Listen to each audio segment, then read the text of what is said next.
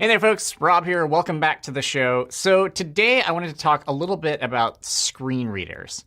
Screen readers are super important for many of our users out there, but I know a lot of developers are not familiar with these pieces of technology. And that's kind of a bummer because screen readers are actually pretty easy to pick up. And if you're using a computer like a Mac, you've already got a screen reader built in for free.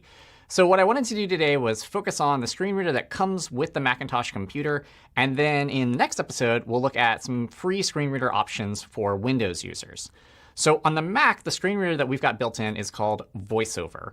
And if you follow me over here to my laptop, I'm going to go to my System Preferences.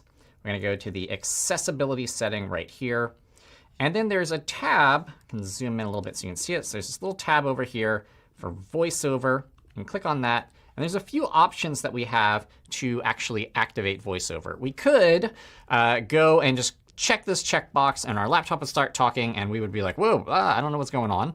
Or we could go down here to VoiceOver training. Now, I highly recommend everyone take maybe about 20 minutes to go through this. I'm going to kind of give you like an abbreviated version. So I'll turn the sound on my laptop. Let's see, we'll zoom back out a little bit. We're going to open up VoiceOver training, and this is just going to guide us through some of the fundamentals of using the screen reader. Welcome back. Welcome back to the VoiceOver Quick Start. OK, so I'm gonna talk over this dude a little bit here. You know what? I'm going to mute you for a second. So when we open this up, it's going to be really, really big text. And that's because screen readers are often used by folks who might not be completely blind, but they might have low vision. So we want to make sure the text is large enough for them to read. And it's just going to present some instructions. It's about 22 little slides that you can click through, so it doesn't take long at all. And it's basically just going to walk you through some of the basic control keys for VoiceOver. Now, I'm going to give you the cheat sheet version. When you turn VoiceOver on your Mac, really, there's only a handful of keys that most developers are going to need to know. The first thing is this idea of the VoiceOver or the VO modifier key, which on the Macintosh is Control-Alt. So not Command-Alt, but Control-Alt. So all throughout the instructions, you'll see it referencing things where it says like press VO-right arrow. So that always means just press Control-Alt, right arrow. To navigate the page very easily, you can use Control-Alt, right arrow. That'll just kind of move you around the screen. If you want to move by something like headings, which I'll demonstrate a bit later, you can use Control-Alt, Command-H. And it'll just jump through the major headings in your document. And you can also use Control-Alt, spacebar to click on things. And really, those three keys are going to get you pretty far. If you're just sort of testing and auditing your website to make sure it has some decent functionality, you can just use that handful of commands to get most of what you need. So let me show you an example of actually using this. We're going to go ahead to this little section here, which has a few controls down at the bottom. It's a little small. I can't really zoom in that easily on this, but bear with me here. And what I'm going to do is click the Start Practice button. And as soon as I do that, it's going to turn VoiceOver on my laptop. So I'm going to stop talking, and we'll just sort of like follow what's going on the screen. So turn volume on.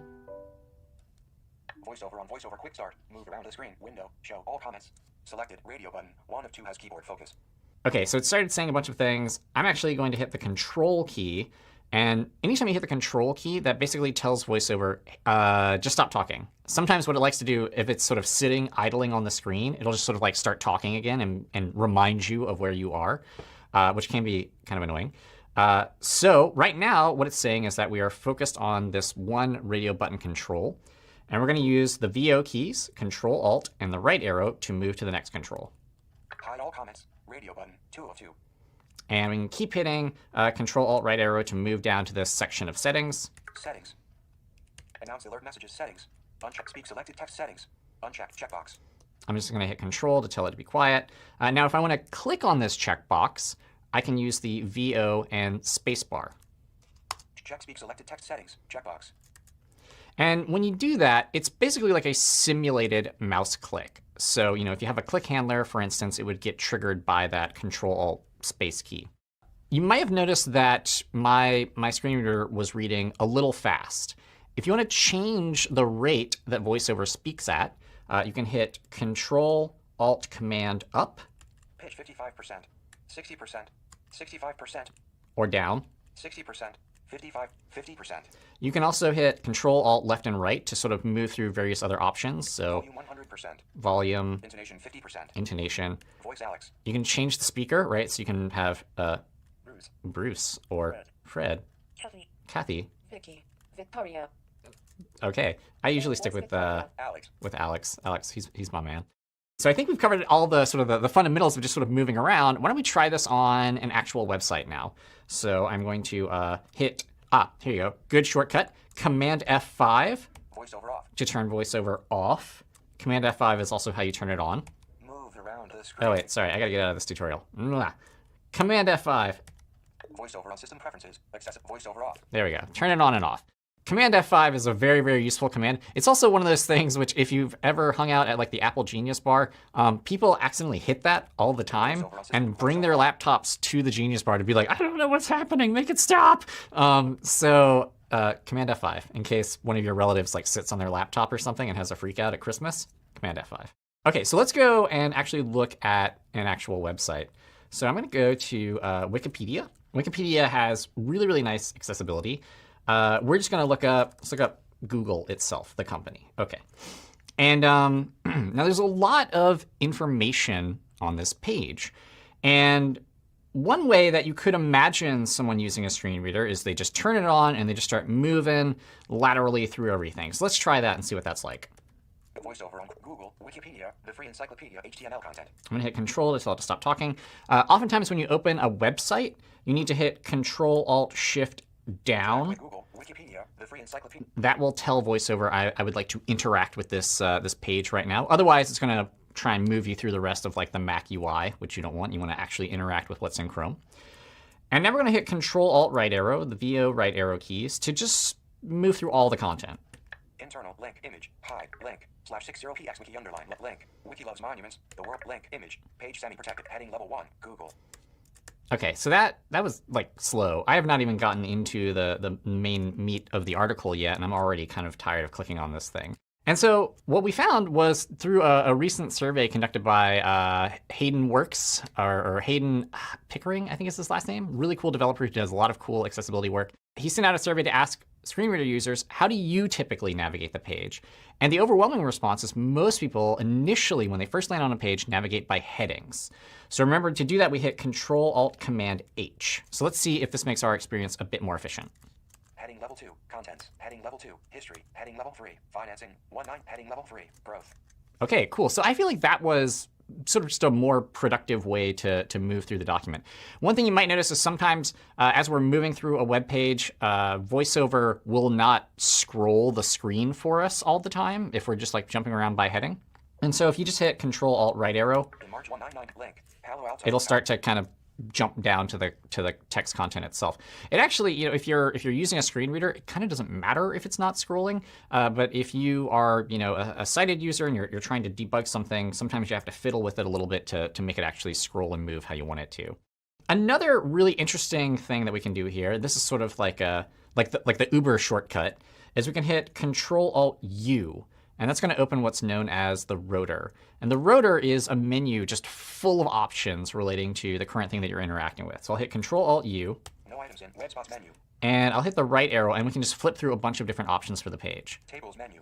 All the tables. Landmarks menu. All the landmarks. So HTML5 landmark elements, things like main, article, aside. The reason why those elements are important is for things like this. It actually lets someone just jump directly to your navigation.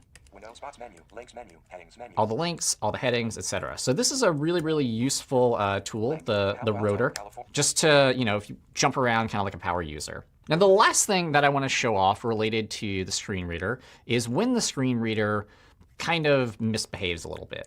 Let's say I'm just writing some code. Maybe I'm writing some body copy. And I've got the word Udacity here. So I'll bump this up a little bit so it's easier to read. So I've just got a p tag here with the word Udacity in it. OK, let me preview this now in my browser. And let's see what the screen reader actually announces. So we got the word Udacity there. We will flip on VoiceOver. Let's hear what it says. VoiceOver on Chrome. HTTPS. Interact with HTML content. Udacity. Group. VoiceOver off. So you see, instead of saying Udacity, it said Udacity, or some other weird amalgamation of that word. You'll oftentimes see this with a screen reader with sort of like, complex words. It just tries its best, but it probably doesn't pronounce it as you would like it to. It's tempting to go in and try and correct the screen reader or work around this behavior. So maybe I might go in and replace the word udacity or udacity. I might use something like an ARIA label. ARIA label basically tells the screen reader what to say. And I might give it like some phonetic text, like udacity. So let's see what that pronounces. Voiceover on Chrome. HTTPS. Interact with HTML content. Udacity group. OK, so it was like a bit closer. But by the way, did you notice the on-screen text there inside the... Voiceover on Chrome. Interact with HTML content. Udacity group. Voiceover off. Right, it actually like printed the words udacity or whatever, that weird phonetic spelling. It's important to note that if you're working around screen reader pronunciation by adding phonetics and things like that, that might seem cool for someone using a screen reader. But if you have a user who's using a Braille reader, now the word udacity for them is going to be udacity or whatever. It's going to just be some gibberish. So in general, when the screen reader is acting up, you don't want to try and work around its behavior. Don't try and correct it. What we found from folks who rely on screen readers is that overwhelmingly, they prefer that you just like leave the quirks in place. They are used to the way that the tool works already. And so when you try and correct it, you can actually make the experience worse for other users of different kinds of assistive technology. OK, so we've covered a lot today. That about covers the basics of getting rolling with VoiceOver. In the next episode, I want to talk about some free screen readers for Windows. And then I actually want to move on to talking about mobile screen readers, because accessibility on mobile is super, super, super important. And it's one of those areas that I definitely feel like is underexplored. But if you have any questions on what we talked about today, please leave them for me down below in the comments. Or as always, you can hit me up on a social network of your choosing. That's it, and thanks for watching.